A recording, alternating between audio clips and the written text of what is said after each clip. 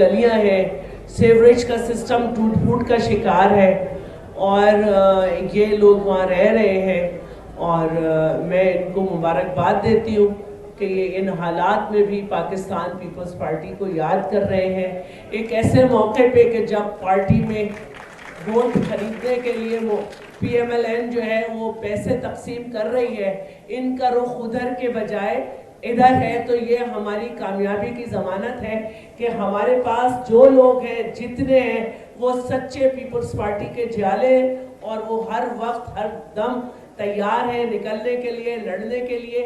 और ये जो जद्दोजहद का आगाज़ हो चुका है, ये जो अवामी राब्ता मुहिम का आगाज़ हो चुका है जनाब असलम गिल साहब के इलेक्शन की वजह से, ये अब पंजाब में जारी रहेगा और हम सब इसी तरह एक दूसरे से राब्ते में रहेंगे।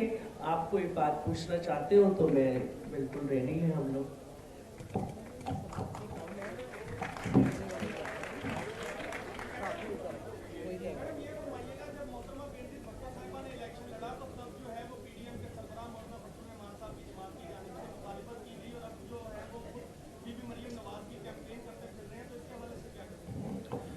देखिए, इसी को कहते हैं कि नरंगी सियासतें दौरान तो देखिए, तो ये तब्दीली आती रहती है, ये तब्दीली आती रहती है और हमारा तो शुरू से एक ही नज़रिया है और ये वो पार्टी है जिसने जब ये बनाई गई और लाहौर में इसकी बुनियाद रखी गई, तो ये पहली पॉलिटिकल पार्टी है जिसमें विमेन विंग भी जो है वो बाकायदा अनाउंस हुआ और बेगम नुसरत भुट्टो साहिबा उसकी सदर हुई। और ये वो पार्टी है जिसने ये समझा कि ख़वातीन का एक मजबूत किरदार होता है और वो इधर उधर नहीं होती। यही वजह है कि जब जुल्फ़िकार अली भुट्टो जेल में थे तो माशाल्लाह को चैलेंज मोहतरमा नुसरत भुट्टो साहिबा ने किया।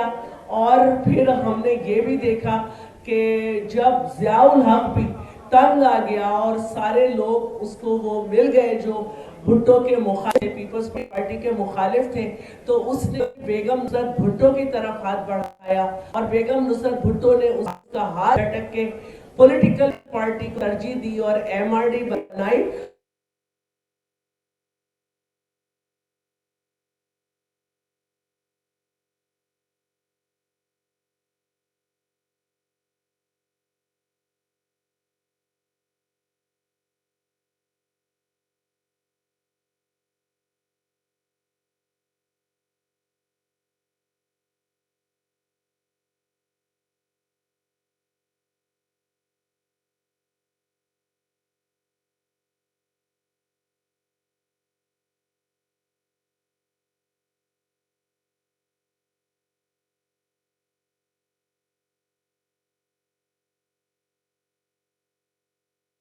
देखिए, ये इलेक्शन कमीशन का काम है और प्रोसेस से लोग की जहाँ तक बात है तो हम सबको शिकायत ही रहती है जब हम देखते हैं कि कोई सीट ऐसी होती है जिस पे मसला हो जाता है।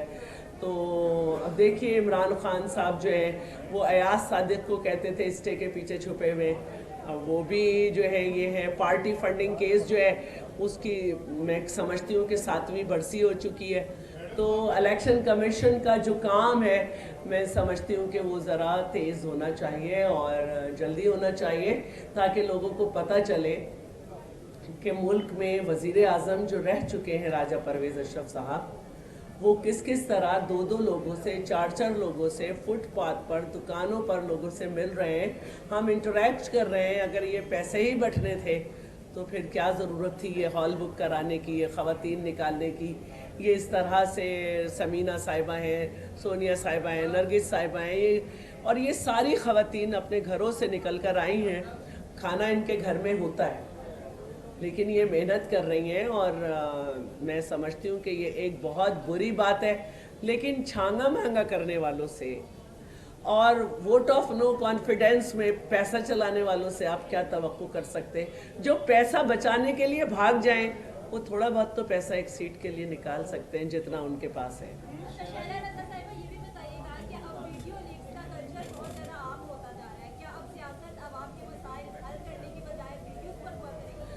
ये तो उनसे पूछना चाहिए जिन्होंने कभी आवाम के मसाइल पे बात की हो।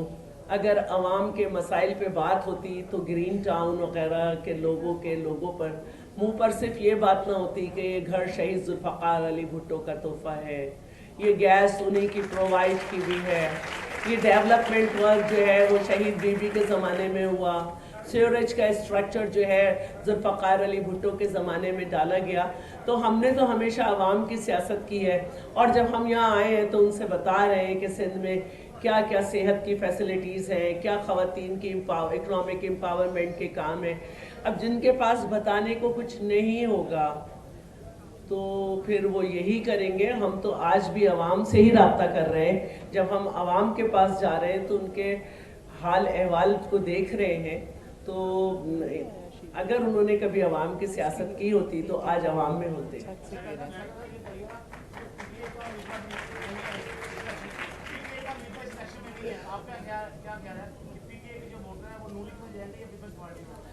ये तो पीटीआई के वोटर्स को परमानेंटली सोचना चाहिए, क्योंकि आज तो उम्मीदवार ने पेपर अपने रिजेक्ट करवाए हैं। अगली दफा उनके उम्मीदवार उनसे टिकट नहीं लेंगे और हम उनसे पूछेंगे तब्दीली पसंद आई।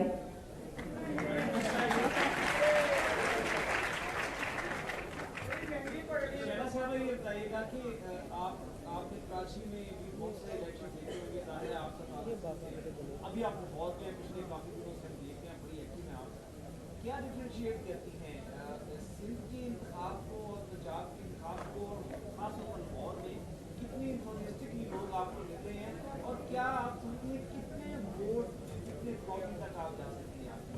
सबसे पहले तो मैं ये समझती हूँ कि लाहौर में बहुत पोटेंशियल है। जिस तरह कोई शख्स एक जगह पैदा होता है, उसे वहाँ की लगन होती है, मोहब्बत होती है। पंजाब से पाकिस्तान पीपल्स पार्टी को नहीं कोई मिटा सकता। लोगों के दिल में पीपल्स पार्टी है।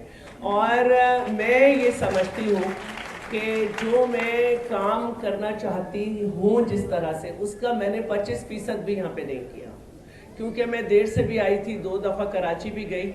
लेकिन जिस तरह सब निकले हैं, ये सारी ख़वातीन मैंने तो नहीं निकाली हैं, यहाँ के लोगों ने लोगों से कांटेक्ट किया है। हर वार्ड में जो है हमें रिस्पांस मिल रहा है, हर जगह।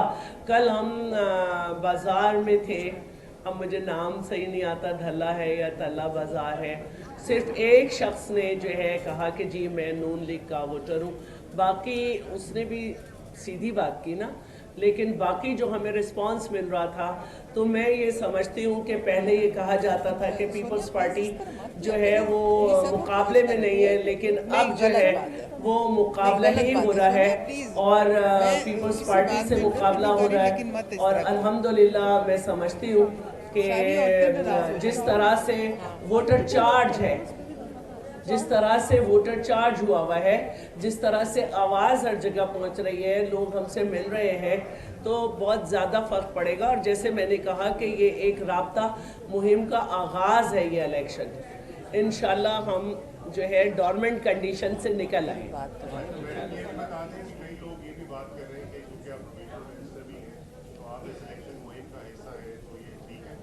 मैं प्रोविंस की मिनिस्टर हूँ, पंजाब प्रोविंस की नहीं हूँ। यहाँ पे तो मैं एक वर्कर हूँ। मेरे पास तो यहाँ अपनी गाड़ी जीएस नंबर प्लेट की भी नहीं है। मैं तो यहाँ एक वर्कर के तौर पे आई हुई हूँ, और एक वर्कर ही की तरह घर घर जा रही हूँ। हाँ, अगर मेरा सूबे में कहीं इलेक्शन होता है और आपको मैं नज़र आऊँ, तो फिर आप मुझसे पूछिएगा। मैं कादिर मंदोखेल के इलेक्शन में नहीं थी, मैं सईद गनी के इलेक्शन में नहीं थी जब उसका इलेक्शन हुआ। इतने इलेक्शन हुए, मैं नहीं होती हूँ यूसुफ बलोच के इलेक्शन में। हाँ, गिलगित बल्तिस्तान में जाती हूँ, लेकिन अमीन गंडापुर की तरह पैसे नहीं बांटती हूँ। कश्मीर में मैं जाती हूँ, लेकिन मैं पैसे नहीं बांटती हूँ। तो ये फ़र्क होता है मिनिस्टर के दूसरे सूबे में आने का और फेडरल मिनिस्टर का।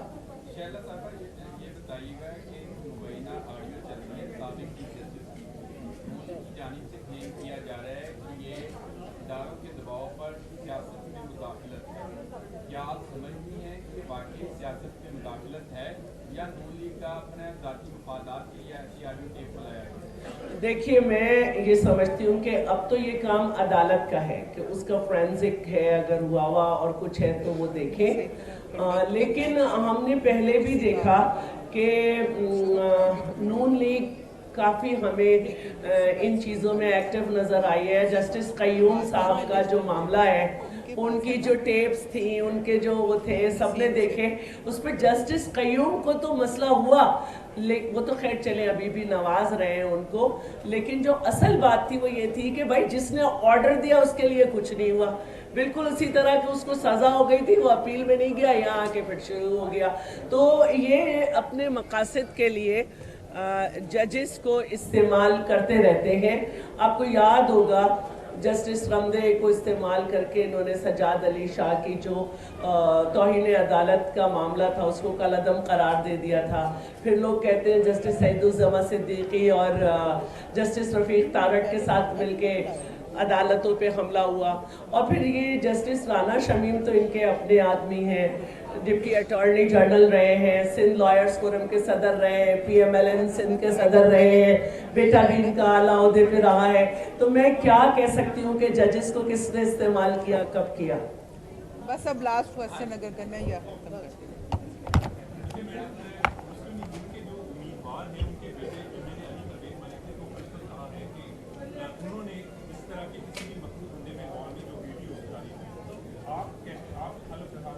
मैं हल्फन कहती हूँ कि मैं भी नहीं हूँ इसमें।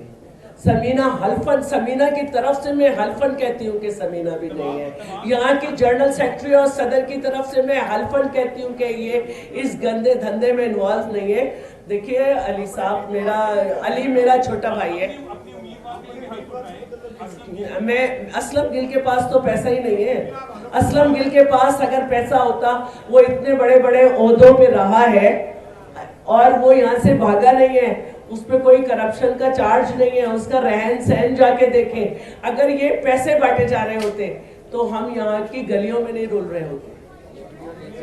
और मैं यही कहूँगी कि देखिए सबको मालूम है कि नून लीग का क्या तरीक़ाकार है। मैंने छांगा मांगा और वोट ऑफ नो कॉन्फिडेंस का इतना बड़ा हवाला दिया है, इसके बाद आप हम पे तो ना बात करें ना।